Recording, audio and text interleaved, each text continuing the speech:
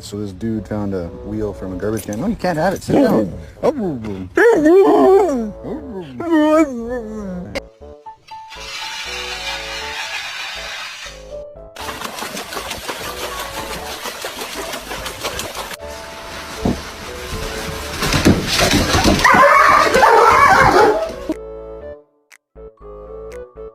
Have the dogs that love the water.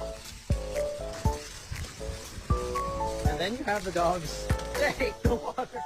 Cause tonight will be the night that I will fall for you.